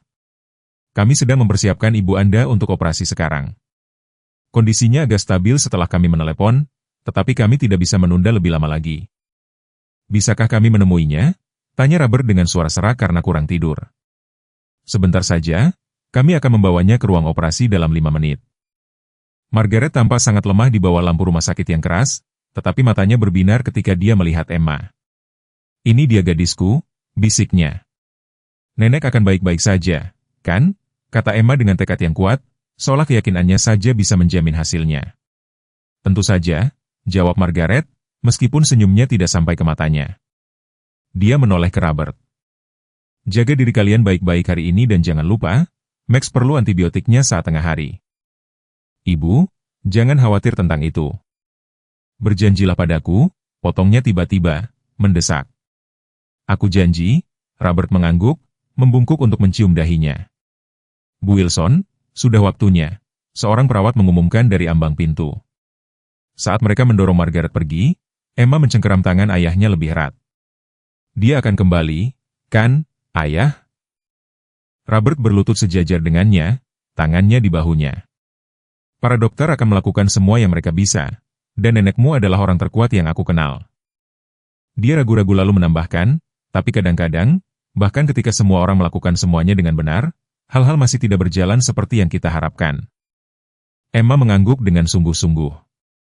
Dia telah mempelajari pelajaran itu ketika ibunya meninggal, meskipun semua perawatan dan doa dan janji yang dia tawarkan kepada alam semesta yang tidak responsif. Penantian dimulai lagi, animasi yang ditangguhkan aneh dari waktu rumah sakit di mana menit-menit membentang seperti berjam-jam.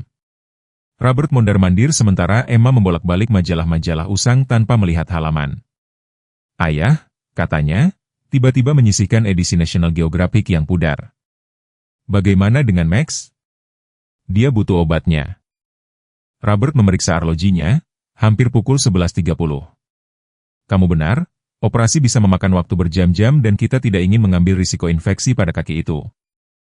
Mereka mendekati pos perawat di mana seorang wanita berwajah ramah mendongak dari komputernya. Dokter akan berada di operasi untuk waktu yang cukup lama, dia membenarkan. Jika Anda perlu pergi, kami dapat menghubungi Anda dengan pembaruan apapun. Di luar, Robert ragu-ragu di samping truk. Aku tidak nyaman meninggalkanmu di sini sendirian, tapi Max butuh perawatannya. Aku bisa ikut denganmu, Emma menyarankan. Kita bisa segera kembali. Robert mempertimbangkan ini, menimbang tanggung jawabnya yang bertentangan. Baiklah, kita akan melakukannya dengan cepat. Masuk dan keluar, rawat Max, lalu langsung kembali ke sini. Perjalanan pulang terasa tegang, keduanya melirik telepon Robert yang sunyi di dashboard. Ketika mereka tiba di jalan masuk, Emma bergegas menuju pintu ruang cuci. Max, panggilnya pelan. Rintihan Treda menjawabnya, diikuti oleh goresan cakar di atas linoleum. Ketika dia membuka pintu, Max berdiri, memihak kakinya yang terluka tetapi tampak lebih kuat dari hari sebelumnya.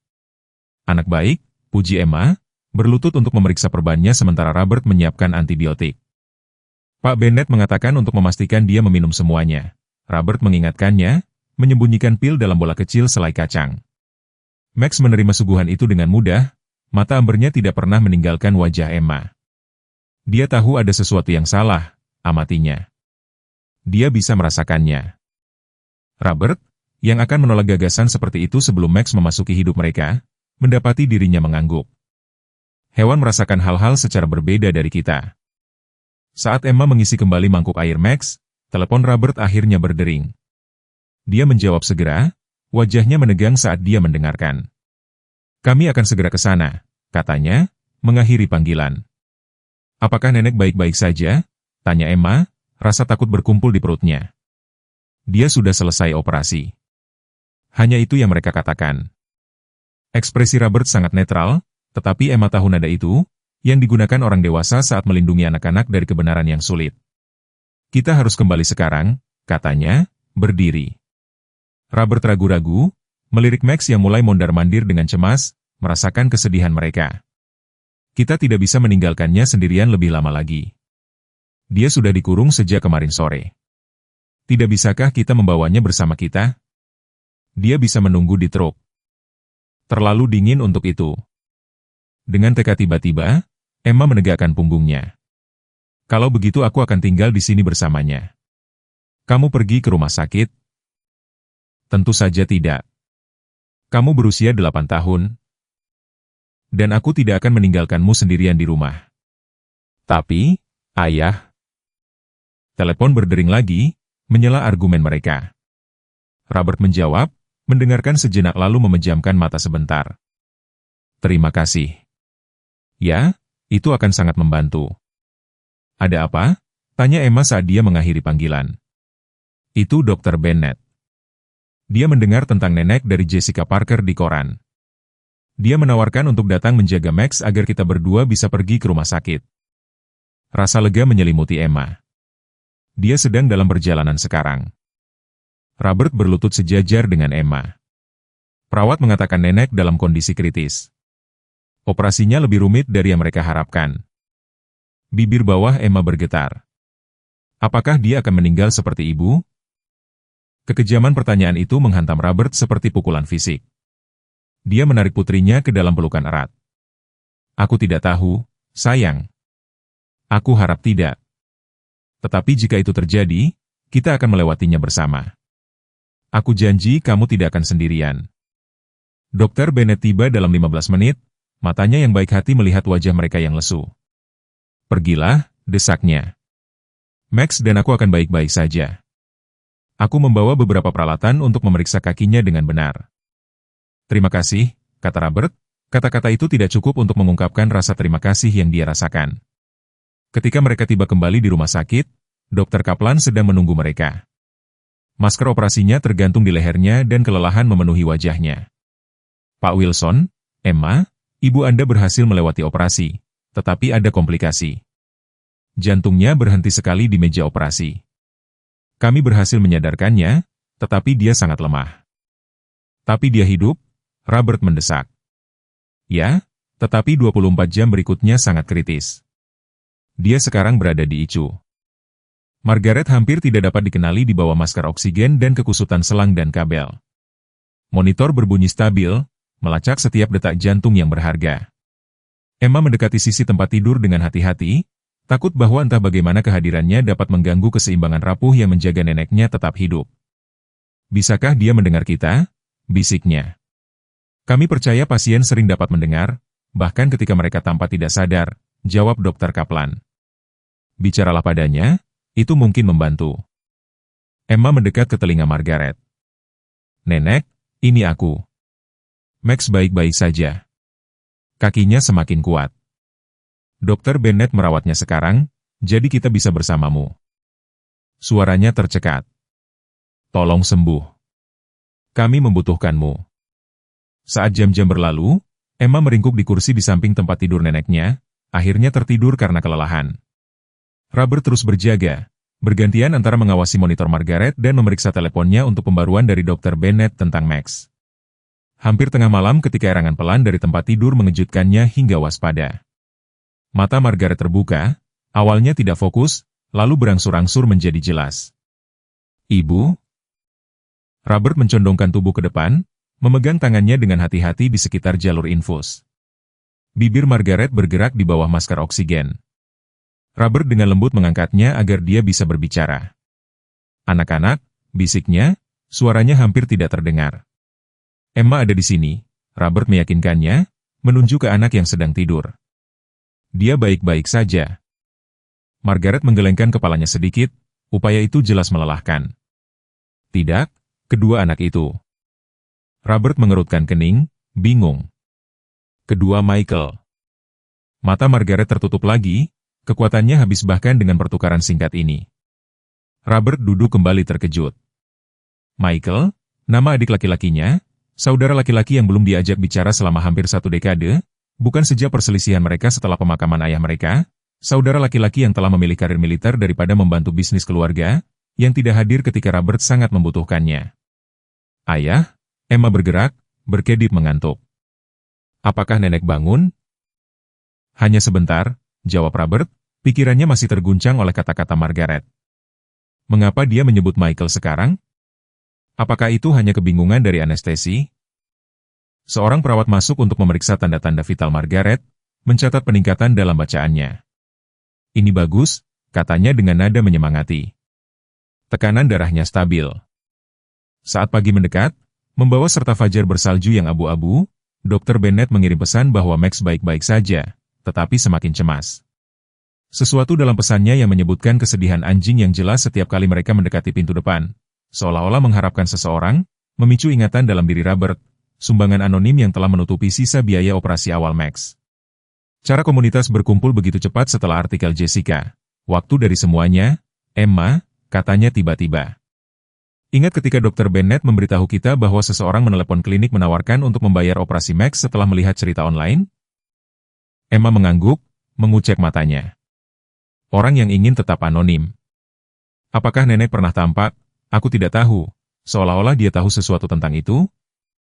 Emma mempertimbangkan pertanyaan itu. Dia sering memeriksa teleponnya setelah itu terjadi dan aku pernah melihatnya menangis ketika dia melihatnya, tetapi dia mengatakan itu hanya sakit artritisnya. Robert mengeluarkan teleponnya sendiri, menggulir panggilan terakhir.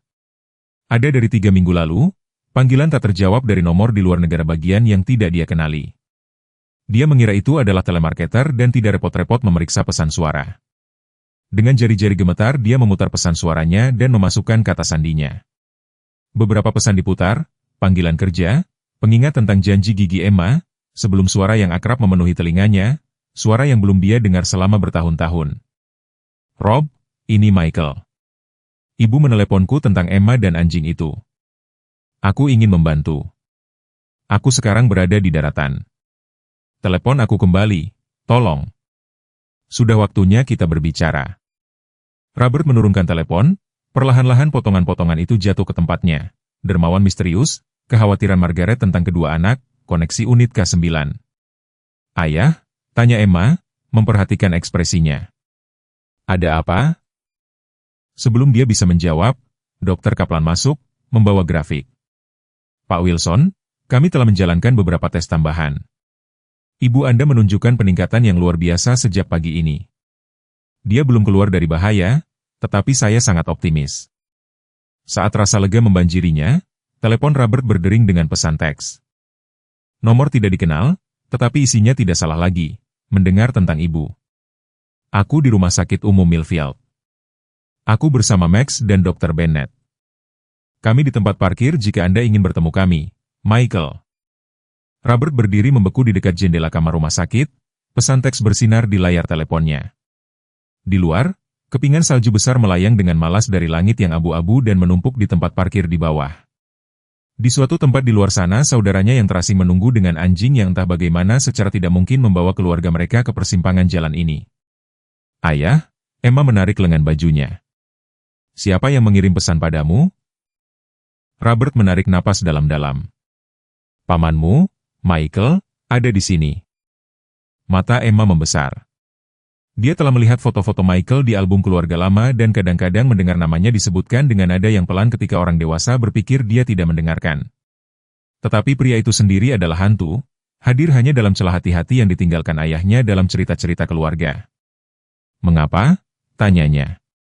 Aku pikir, kata Robert perlahan. Dia mungkin orang yang membantu membayar operasi Max. Emma memproses informasi ini, dahinya berkerut dengan upaya memasukkan potongan baru ini ke dalam pemahamannya tentang dunia. Apakah dia akan naik untuk menemui nenek? Dia ada di tempat parkir bersama Max dan Dr. Bennett. Max ada di sini. Wajah Emma berseri-seri, penyebutan anjing itu sesaat membayangi misteri penampilan pamannya. Robert melirik ibunya yang sedang tidur nyenyak, sekarang kondisinya stabil. Perawat telah meyakinkannya bahwa mereka akan segera menelepon jika ada yang berubah. Mari kita turun, putusnya. Hanya untuk beberapa menit. Perjalanan lift ke lantai dasar sunyi, baik ayah maupun anak perempuan tenggelam dalam pikiran mereka. Ketika pintu terbuka ke lobi, Robert ragu-ragu, luka lama dan kebanggaan bersaing dengan tarikan keluarga yang tak terbantahkan. Jalan mana ke tempat parkir? Tanya Emma, praktis seperti biasa. Robert membiarkannya membimbingnya melalui pintu kaca geser ke dalam dinginnya bulan Desember yang pahit. Mereka berdiri di trotoar, memindai barisan kendaraan sampai Emma melihat sedan Dr. Bennett yang familiar diparkir di dekat pintu masuk darurat. Dan di sana mereka berada, Bennett berdiri di samping mobilnya dan bersandar di pintu penumpang. Seorang pria jangkung dengan jaket bergaya militer, rambutnya yang gelap dipotong pendek. Di kakinya duduk Max, waspada, meskipun kakinya dibalut, rompi dinas yang tepat sekarang dipasang di atas dadanya yang lebar. Paman Michael, seru Emma, melepaskan diri dari cengkraman Robert dan berlari melintasi tempat parkir yang berlumpur. Michael menegakkan tubuh, kejutan dan ketidakpastian melintas di wajah yang memiliki kemiripan keluarga Wilson, rahang yang sama kuatnya dengan Robert, mata yang sama dalamnya. Emma, tanyanya saat dia mendekat, suaranya terbawa di udara dingin. Dr. Bennett melangkah maju. Aku harap tidak apa-apa kami datang. Max semakin gelisah di rumah dan ketika aku mendengar tentang Margaret, tidak apa-apa, Robert meyakinkannya, matanya tidak pernah meninggalkan saudaranya. Terima kasih sudah membawa mereka. Keheningan canggung jatuh di antara kedua saudara itu. 8 tahun jarak, dikompresi menjadi beberapa kaki aspal yang tertutup salju. Maxlah yang memecah kebuntuan, mengenali Emma dan mencoba bangkit meskipun dia terluka. Hati-hati, nak, Michael memperingatkan, menjaga tangan yang menenangkan di tali kekang anjing itu. Emma berlutut di samping Max, memeluknya dengan lembut di lehernya. Kamu datang untuk menemui nenek, kan? Bisiknya ke bulunya. Michael berdeham. dia semakin bersemangat di rumah. Dr. Bennett berpikir itu mungkin kecemasan perpisahan, tapi dia mengangkat bahu. Aku sudah bekerja dengan cukup banyak anjing dinas untuk mengenali ketika mereka mencoba memberitahumu sesuatu. Kamu bekerja dengan anjing dinas? Tanya Emma, menatap pamannya dengan minat baru. Aku dulu seorang pawang K9 di tentara, jelas Michael. Masih berkonsultasi dengan program pelatihan kadang-kadang. Robert akhirnya menemukan suaranya. Kamu tahu Max adalah salah satu dari milikmu. Itu bukan pertanyaan, tetapi Michael mengangguk juga. Tidak awalnya. Ketika ibu menelepon tentang Emma menemukan gembala Jerman yang terluka dengan tag militer, aku penasaran. Ketika aku melihat artikel Jessica dengan foto itu, dia terdiam, ekspresinya berubah kesakitan. Aku mengenalinya segera.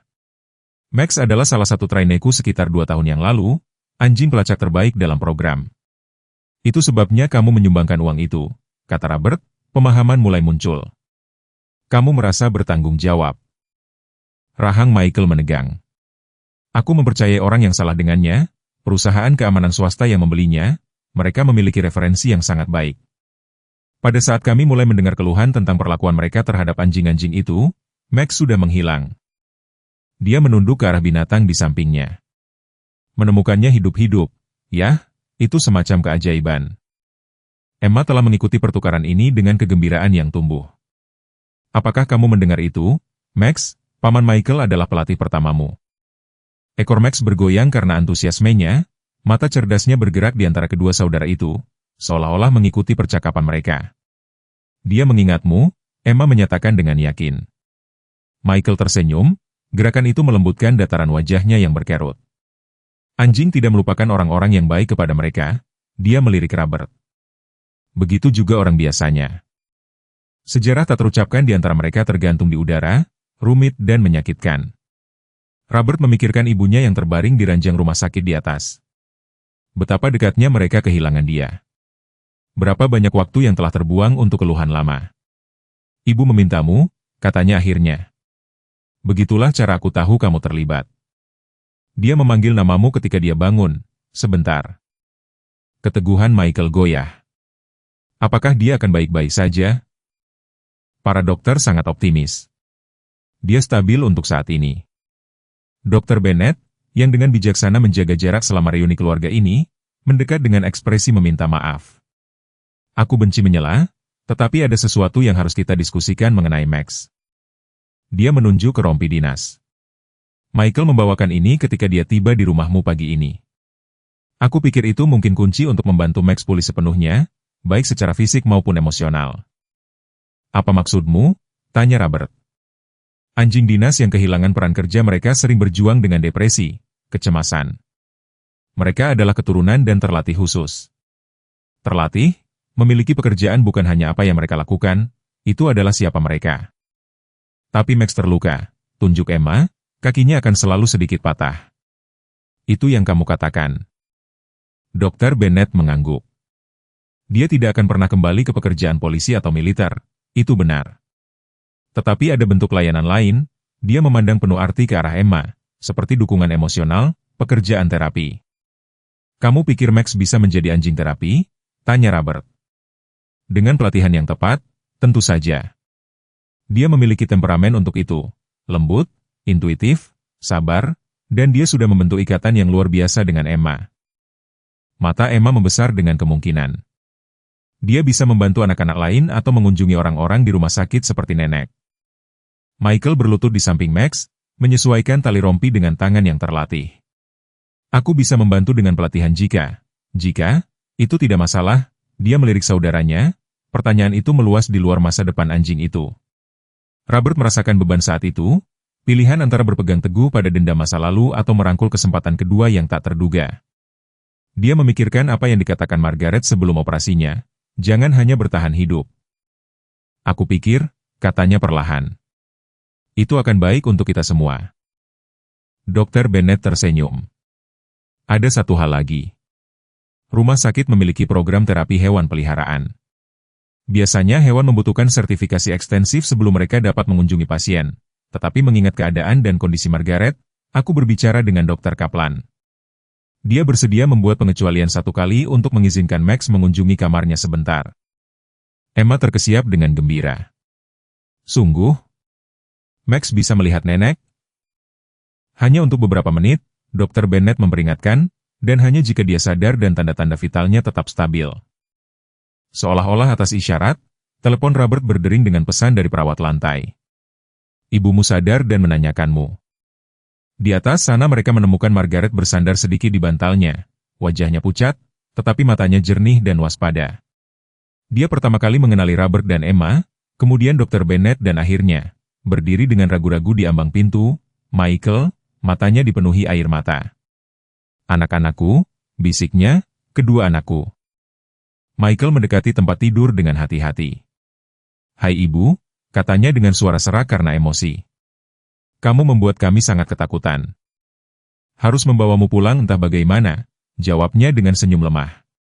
Kemudian pandangannya beralih ke bawah, mendarat di Max yang duduk patuh di sisi Michael. Anjing dinas yang sempurna, meskipun terluka. Dan siapa pria tampan ini? Ini Max, nenek, kata Emma dengan bangga. Anjing yang kuceritakan. Paman Michael melatihnya sebelum dia terluka. Margaret mengulurkan tangan gemetar yang dengan lembut disentuh Max. Jadi kamulah yang menyatukan kembali keluargaku, gumamnya, anak yang pintar. Dr. Bennett memeriksa monitor Margaret, mengangguk puas. Semuanya tampak stabil. Aku pikir kunjungan ini lebih banyak memberikan kebaikan daripada bahaya. Selama beberapa menit mereka berkumpul di sekitar tempat tidur Margaret, keluarga yang rusak perlahan menemukan jalan kembali menuju keutuhan. Emma duduk bersila di lantai, satu tangan di punggung Max. Michael berdiri di kaki tempat tidur, berangsur-angsur rileks saat kecanggungan awal memudar.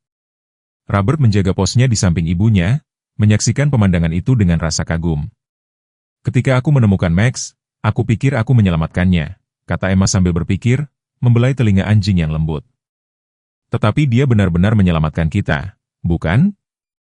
Margaret tersenyum, kebijaksanaan bersinar melalui kelelahannya. Begitulah cara kerja cinta, sayang. Ketika kita menjangkau untuk menyembuhkan orang lain, kita sering menemukan penyembuhan kita sendiri dalam prosesnya. Sinar matahari musim dingin menembus awan, mengirimkan seberkas cahaya keemasan melalui jendela rumah sakit. Itu menerangi mereka semua, nenek yang telah menyatukan keluarga melalui kesedihan, ayah yang belajar untuk membuka hatinya lagi, paman yang menemukan jalan pulang, anak yang belas kasihannya telah memulai semuanya, dan penyembuh yang terluka yang telah menyatukan mereka. Di luar, salju terus turun, menutupi Millville dengan selimut putih bersih, halaman baru di mana cerita-cerita baru dapat ditulis. Jalan di depan akan menyimpan tantangan, pemulihan Margaret, membangun kembali hubungan, rehabilitasi Max yang sedang berlangsung, tetapi untuk pertama kalinya dalam bertahun-tahun, mereka akan menghadapi tantangan itu bersama-sama. Foto keluarga, seru Emma, tiba-tiba mengeluarkan teleponnya. Semua orang berdesakan. Dan begitulah yang mereka lakukan. Dengan canggung, tertawa, tidak sempurna, berkumpul di sekitar tempat tidur rumah sakit Margaret dengan Max duduk dengan bangga di tengah. Pada saat itu, saat kamera menangkap gambar mereka tidak lagi dilihat dari luka atau kehilangan mereka, tetapi dari cinta yang telah membawa mereka kembali satu sama lain. Sebuah awal, bukan akhir. Sebuah keluarga yang kembali utuh. Dalam perjalanan Emma dan Mark, kita menemukan bahwa tidak pernah ada kata terlambat untuk memulai penyembuhan. Seperti banyak dari Anda yang telah melewati badai kehidupan, kehilangan orang-orang terkasih, mengalami keretakan keluarga yang tampaknya tidak mungkin diperbaiki, atau menghadapi krisis kesehatan yang mengguncang fondasi Anda, kisah ini mengingatkan kita bahwa kesempatan kedua datang dalam bentuk yang tidak terduga. Ingat saat keluarga berkumpul tanpa kesulitan, saat hubungan tidak dipersulit oleh bertahun-tahun keheningan. Tekad polos Emma untuk menyelamatkan makhluk yang terluka telah menghidupkan kembali ayahnya, menyatukan kembali saudara-saudara yang terasing, dan memberi neneknya sesuatu yang berharga untuk diperjuangkan. Ini mencerminkan kehidupan kita sendiri. Pada tahap ini, kita berdiri di persimpangan jalan di mana kita dapat memilih untuk terus memegang luka lama atau meraih rekonsiliasi sebelum terlambat. Kesetiaan anjing gembala Jerman itu, terlepas dari perlakuan buruk yang dialaminya, sejajar dengan bagaimana hati kita tetap mampu mencintai meskipun ada luka masa lalu.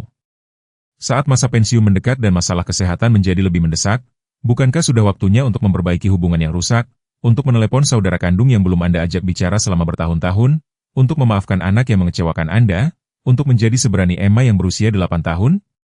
Bab-bab terakhir kita masih bisa menjadi yang paling bermakna jika kita memiliki keberanian untuk membuka pintu yang pernah kita anggap tertutup permanen. Saya harap Anda menikmati cerita hari ini. Berlanggananlah ke saluran ini agar Anda tidak ketinggalan cerita-cerita lain seperti ini. Berikan suka dan komentar di bawah tentang pendapat Anda tentang cerita ini. Sampai jumpa di video berikutnya.